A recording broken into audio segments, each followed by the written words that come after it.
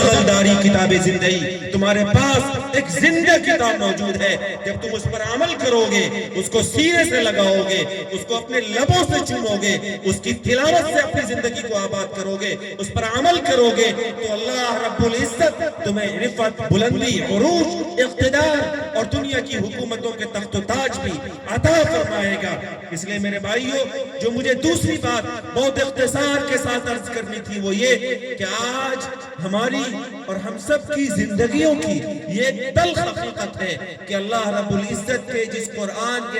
قرآن کی نسبت پر آج آپ اس ادارہ تعلیم القرآن کے دستار بندی میں یہاں جمع ہیں، صحیح بات یہ ہے کہ قرآن پاک سے عشق و محبت کے جو تقاضے ہیں، اللہ کی اس کتاب کے جو حقوق ہیں ہماری زندگیوں میں، دور تک ان حقوق کا کہیں آتا اور پتہ نہیں ہے۔ اور جب کسی عالم کی یہ بات ہوتی ہے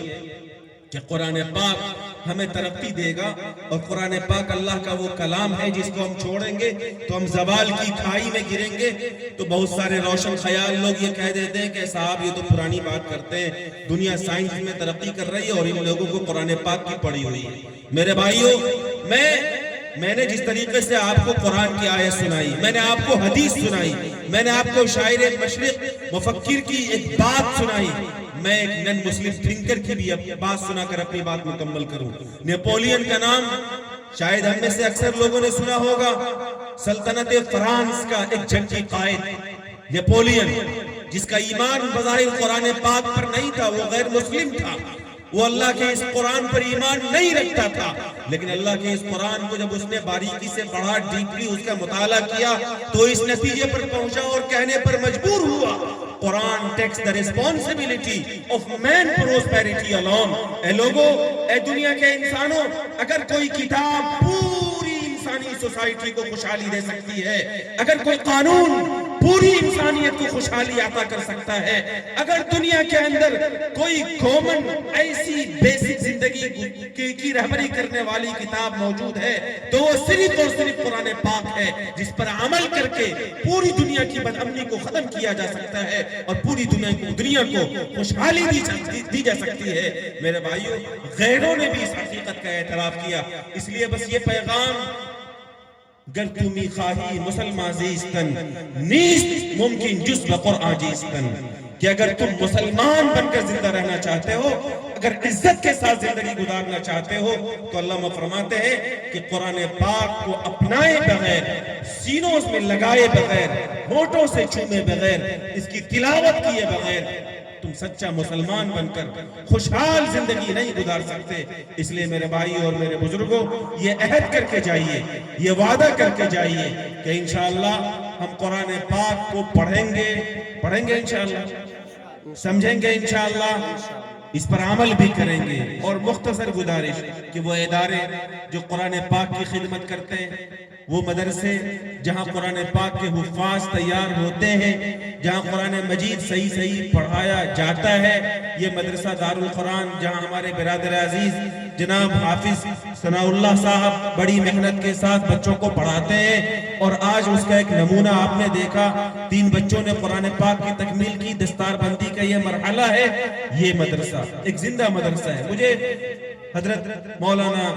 محمد ولی رحمانی نور اللہ مرقدہ کی وہ بات یاد آتی ہے ایسے موقع سے کہ جن اداروں میں حضرت نے فرمایا تھا قرآن پاک کے حفاظ تیار کیے جا رہے ہیں، وہ زندہ ادارے ہیں، وہ زندہ مدرسے ہیں، اور ان اداروں کی زندگی کو باقی رکھنا، ان اداروں کو ترقی دینا اولاً تو وہاں کے مقامی لوگوں کی ذمہ داری ہے اور پھر عامتاً تمام مسلمانوں کی ذمہ داری ہے۔ اس لئے دنیاہی اور مضافات کے جو بھی لوگ یہاں بیٹھے ہیں، میں ان سے گزارش اور اپیل کروں گا کہ ان اداروں کی آپ قدر کیجئے، ان اداروں کو پروان چڑھائیے، ان کو ترقی دیجئے، ان اداروں کے تقاضے جو آپ کے سامنے میں رکھے جائیں ان پر آپ لبیک کیجئے۔ اگر آپ ان اداروں کا تعاون کر رہے ہیں اور قرآن پاک کی خدمت کرنے والے دینی معاہد اور دینی مکاتب کو اپنی کسی بھی طرح کی نصرت اور مدد دیتے ہیں، تو یہ اس بات کی دلیل ہے کہ آپ اللہ کے قرآن سے محبت کرتے ہیں۔ اور یاد رکھیے گا، قرآن پاک کی حفاظت کا وعدہ اللہ رب العزت نے کیا ہے،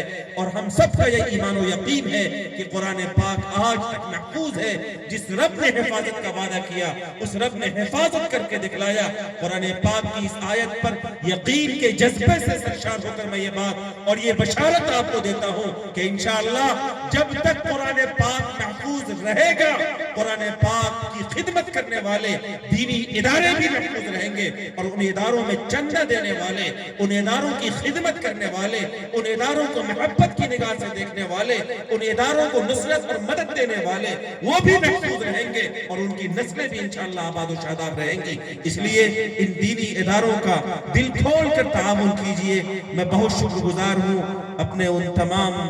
दोस्तों का, हजरत मौलाना इलियास साहब का, जिनकी दावत पर आज मैं आपके बीच हाजिर हो सका। अल्लाह रब्बुल इज्जत आप हजरात की महब्बतों का बेहतर बदला अता फरमाए, इस इदारे को खूब तरक्की अता फरमाए। जिन बच्चों ने कुरान पाक का हिफ्ज़ मुकम्मल किया, दिल से दुआ है कि अल्लाह ताला उन बच्चों को पूरी जिंदगी कुरान पाक का सच्चा खादिम बना कर रखे। खुदा ताला इन बातों पर हम सबको अमल करने की तौफीक अता फरमाए। व आखिरु दावाना अल्हम्दुलिल्लाहि रब्बिल आलमीन। जज़ाकल्लाहु खैरा। ये थे हजरत मौलाना काजी इमदादुल्लाह साहब, काजी शहर मधुबनी, जो एक तरफ ये फरमा रहे थे कि जमाना आज भी कुरान ही से फैज पाएगा, जमाना आज भी कुरान ही से फैज पाएगा, मिटेगी जुल्मते शक और सूरज चमकाएगा। और एक तरफ ये भी कह रहे थे कि किसी भी कौम के पीछे नहीं चले हम लोग, किसी भी कौम के पीछे नहीं चले हम लोग, गवाह वक्त है अगली सफों में रहते थे। ये मेरा काफिला रास्ते से हट गया वरना, ये मेरा रास्ता, ये मेरा काफिला रास्ते से हट गया वरना, ये तख्तो ताज मेरी ठोकरों में रहते थे। मुआज़्ज़िज़ सामीईन इकराम, जैसा कि दुबियाही के लोग अच्छी तरह जानते हैं कि ये इदारा मदरसा तालीमुल कुरान, जिसके बानी व मोहतमीम हजरत कारी सनाउल्लाह सना साहब है, ये इदारा हजरत मौलाना मुस्तफा साहब के दरवाजे पर चल रहा है। इस इदारे का तामीरी काम भी होना है और इस इदारे की सरपरस्ती हजरत मौलाना शफी इलियासी साहब दामत बरकातुहुल आलिया फरमाते हैं। और इसी तरीके से इस इदारे के निज़ाम को देखने के लिए और उसकी निज़ाम को देखने के लिए